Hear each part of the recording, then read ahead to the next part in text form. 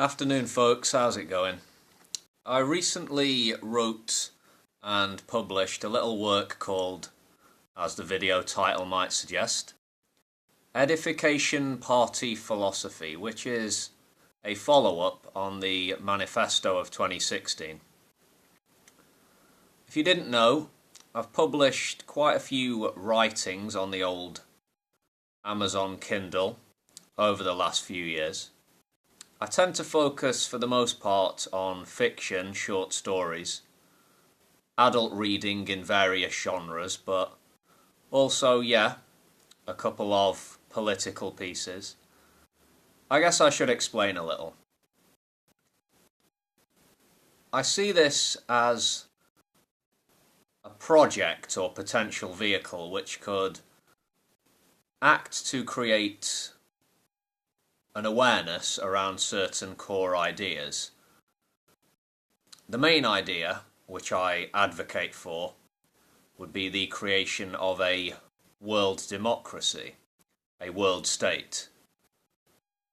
I could have merely tied my name to a set of ideas, values, beliefs, and said, okay, this is my stance or outlook, hope you agree.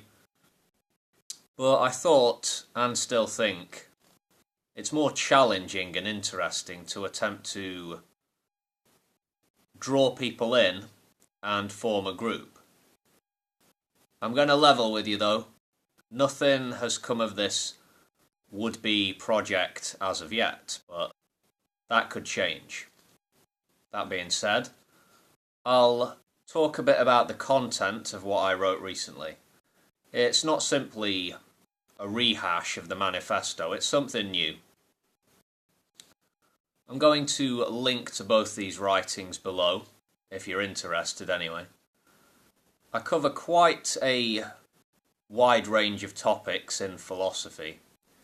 To give you a rundown of the subjects spoken about: the state, what a government should be; class, as in social class; democracy, the redistribution of wealth; sustainable living, militarism, the tribal mentality, art and the artist, love, hate, fear, manipulation, the importance of asking philosophical questions, sexual morality, addiction, moral panics, the free marketplace of ideas, political correctness, solitude, the future, sanity, arrogance, confrontation, listening, crime and what to do with the criminal, truth and lies, judgment, the victim mentality, and animal welfare.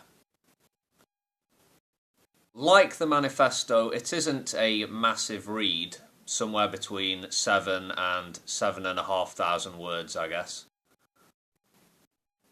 I would hope, some food for thought. Having done both, I can say without hesitation that it's way more fun to write fiction as compared to non-fiction. You can let yourself go and just be a bit more out there when you're writing a story than when you're doing politics, which is dry and serious by nature, I suppose.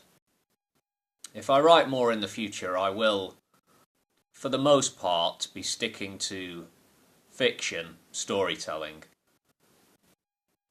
But as far as what I'm addressing here goes, please give this one a read and let me know what you think. You can give me an overall view if you fancy, or if there is anything specific you'd like to address, please get busy in the comments. I will read what you have to say for sure. I once heard a man, it was here on YouTube actually, say that anyone who had written a manifesto but wasn't a part of an actual political party should be put on some sort of government watch list as a possible mentalist, I believe he was saying, or insinuating. He is a comedian, I understand, so yeah. Consider that. Yeah. I think if I were on a state agency list, I could be filed under H for harmless. But saying that, I have read a few manifestos and philosophies before which have made me think the writer could have serious issues. Anyway, I was thinking maybe at some point down the line, not anytime soon, maybe next year, I would set up a new channel where I would read these two works, Manifesto and Philosophy, in full, and try to bring in a fresh audience. I don't think it would work here on this channel though.